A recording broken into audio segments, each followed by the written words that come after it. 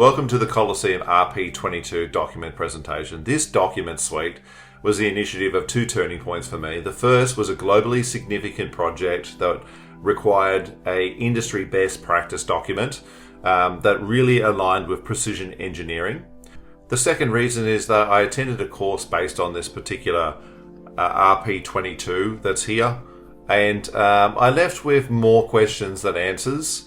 And that's when it became clear I really needed to have a document that set a new benchmark for the industry, a document that really demystified all of the tech and heads straight towards excellence and makes it very accessible to all of the stakeholders. I really like to thank also a lot of people that have collaborated for this particular document in its creation. These are industry leaders, immersive audio educators, global award winners. The result here in this document suite you'll see is a blueprint that doesn't just meet RP22, it really does maximize it. As a CEDIA international judge this year, I noticed a critical gap. Very few, if any, submissions reference this RP22 data. From 2026 onwards, it won't be optional, it's essential. We've had this document peer reviewed by a CEDIA Global Award winner, and the verdict was clear. He said if this was executed as designed, this project would be a global award contender today. What we're going to look at through this document is based upon this RP22. So this came out in September. It's also had a revision. There's a bunch of information that's inside of here to do with seating layout, speaker selection, sound isolation, so many parts of criteria. An amazing team that put this document together. There is 21 different performance parameters here. We're going to look at some of those throughout this particular document. You'll see individual parameters, the unit of measurement, and then you'll have level 1, level 2, level 3, level 4, and we're going to look a little bit more into that in a second. First up, this is revision 1 of the document suite. This is all aligned on RP22. It's roughly 40 pages here. I'm not going to go into the micro details, it'll be too long a video. I'm rather just going to highlight everything through here so you can see some of the high-end engineering applications and what's required. It's a document that helps everyone involved, from clients, installers, all that. We'll begin here looking at the side view. Introduces into the room the general elements. It's a quick spatial orientation of the room, and you can see some of the different elements that we nominate inside of the room.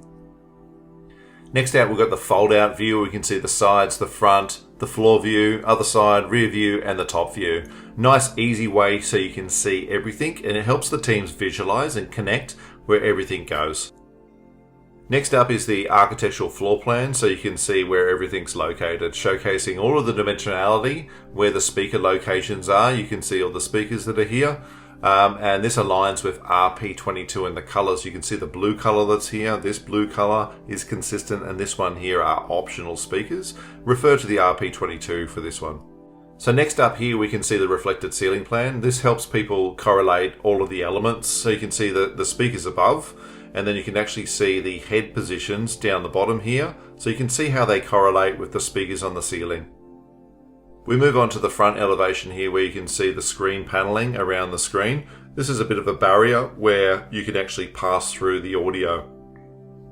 And if we turn the page here, we can actually see some of those parts in behind those panels, where you can actually see the acoustic absorber in behind the speakers and the screen, and some other bass trap panels through here. We can also see where the subwoofers are located, and this particular one here, it's got a 24-inch infrasonic subwoofer.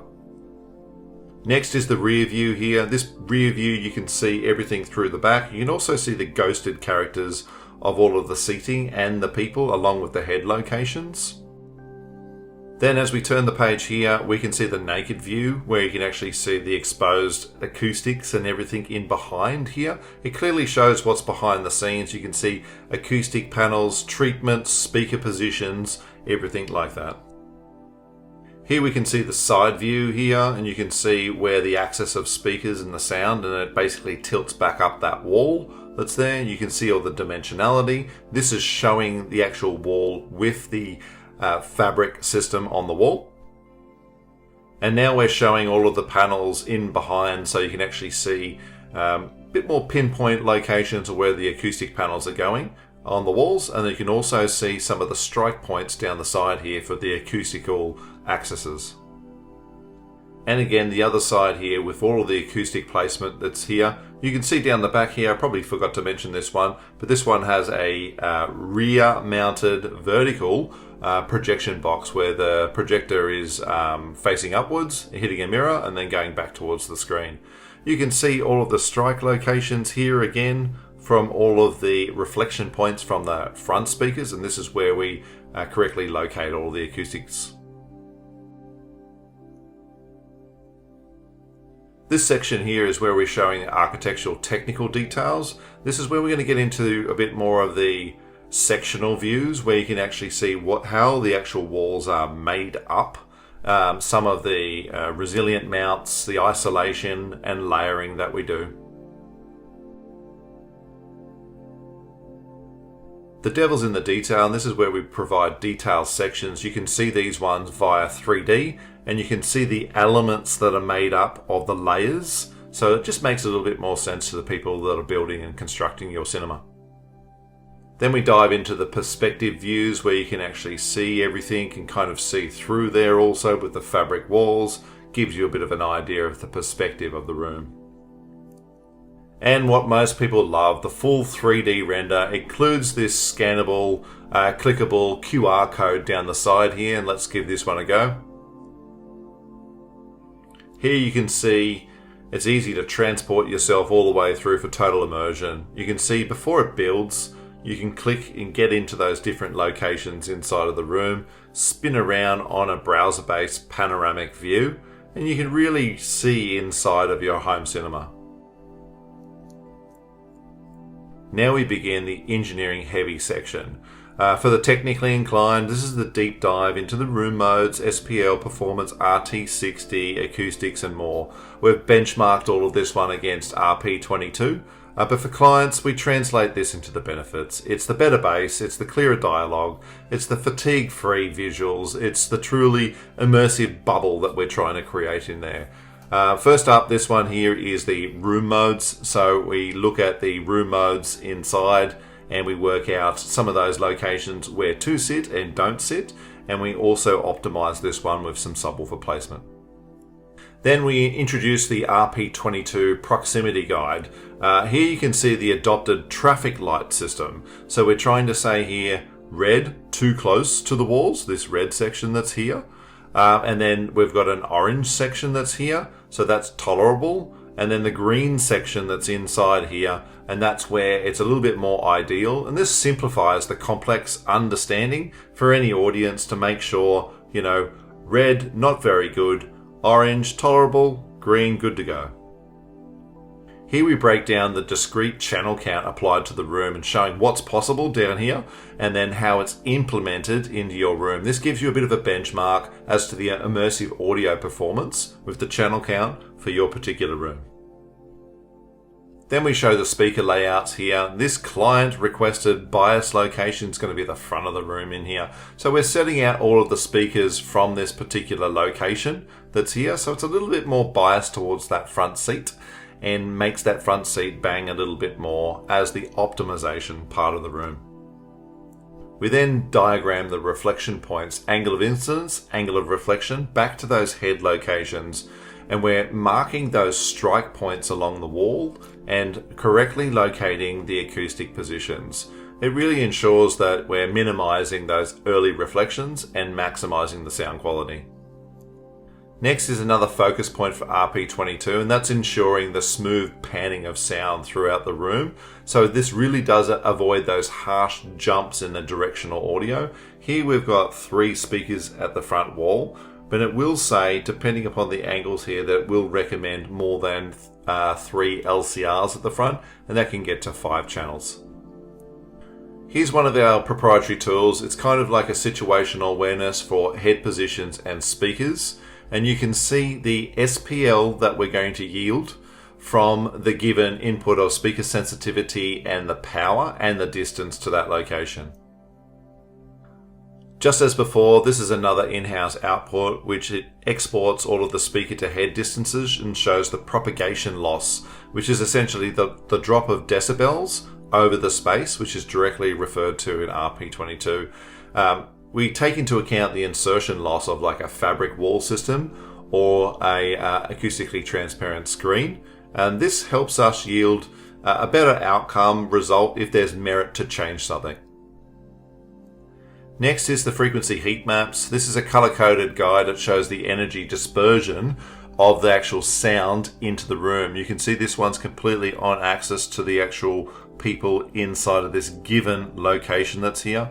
We're towing in this speaker on a bit of a slight angle, and you can see the coverage that we're trying to, again, cover the people over that area that's there. This is the spinorama or the heat map, and you're going to get a lot more of these manufacturers producing this one. Really helps us as designers make sure that the frequency dispersion over everybody is uniform, and it really discerns if you've got a good speaker or not. Here we're looking at the front wide speakers on bisecular angle and the median angle, and what that means is basically it's the angle between this speaker and this speaker here, the distance between there, the halfway point, and the angle difference between placing that front wide channel speaker to again try and keep that panning of sound through the room. We're going to do another heat map, and we're going to individually look at the front wide speakers. Here you can see the dispersion of that. We're trying to put that one on a bit of an angle to make sure that we can cover as much as we possibly can of the listening area. This is the RP22 surround zone guide, where you're looking at where we can place surround sound speakers down the side and a little bit towards the back of the room. And it is defined based on this listening area that's here. And what we've done also, because a lot of clients say, well, that is a listening area, the people at the back of the room, but most of it's going to be just us two. So can you make sure that you maximize or bias it towards this particular location? And then moving on to the next one here, we can see we did the surround sides, and now we're going to look at the surround back speakers. Same deal, we can't place some of those speakers down the side of the room. Moving on to one of my more favorite drawings here, and this gives you again one of those situational awareness of where we're actually placing the surround sound speakers in relation to the seating location. And I've included the images down the bottom here so you can actually see that we haven't got any obstructions and nothing's blocked by other guests or something else inside of the room, and we're making sure that those speakers can have a line of sight towards your ears. Another lovely colourful heat map here for the surround sound speakers to make sure that we've got great coverage over the top of the listening area, both over the top, over the side, to make sure that we're not impeding anything all the way down the side, and again for that side view from looking from the front. The placement guide also is not only just for those surround sound speakers that we've got here, but it's also a guide for where we can place the height channel speakers as well. So where we can place it into the front, the middle of the room, and the rear of the room. Another heat map guide here for the height channels to make sure that we've got great coverage over that listening area from the top and or from the side view to make sure that we're covering everything. Visual comfort is critical, and we'll design ideal viewing distances back at those locations for the size of the screen to reduce the fatigue and maximize the screen engagement. At the time of the recording, RP23, which is the sister to RP22, that hasn't been released just yet. That's for video and the recommended practices for video. So here we're looking at things like Rec 2020, which is the color space for this Barco Heimdall projector. We're nominating a masking screen here. You can see the aspect ratio support, the gain of the screen, so how much screen gain that's there for the brightness, how big the screen is, the type of projector, of course, the lens, the optional lens, and the throw ranges for that one, how much we're calculating in terms of brightness for this particular projector. That's the reflected light brightness that's there. The color volume and how much that is a part of our human eye spectrum, how many pixels it is, and the operational decibels of the unit. That unit is a very quiet unit, so we don't need too much of a hush box. Here I really want to highlight the safety aspect to using laser based lighting projectors, particularly important in limiting the liability, because looking back at these ones can be detrimental to your human eyes. So we need to ensure a bit of safety about this one and look at the restricted areas being too close to the projectors, and nominating this on the drawing, and also informing the installation team to make sure that there's placards up there and not looking at the projected beam. We analysed the RT60 reverberant time 60 decibels inside of the room, and we used treatments inside of the room to control this one to achieve an acoustically tight yet immersive audio. You can see there's a bit of a guide down the bottom here as to the sort of green Goldilocks zone where we want to get into. I can see that the green line here is slightly out of this at a lower frequency. We've got some bass traps built into the floor, so that would typically come down. But then we're looking at here is all of the actual products that we're specifying into the side walls and how we can correctly tune the reverberant time inside of this room. Finally, we look at the room also to see if there's any problem frequencies, to see if something stands out where we can potentially look at trying to fix something or provide some other solution. Finally, we examine the room's ratio to see if existing modelling of spaces to see how that particular room is going to sound. So here you can see some of the plot on the side here. This is where the plot ended up for this particular project. There's the bolt area that's here. And typically if you are inside of this location, it's going to have a naturally great sounding room.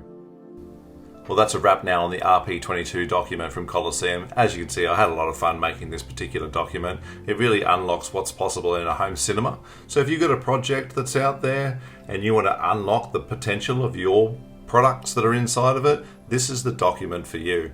Make sure you reach out and get in touch with me, and thanks very much for watching.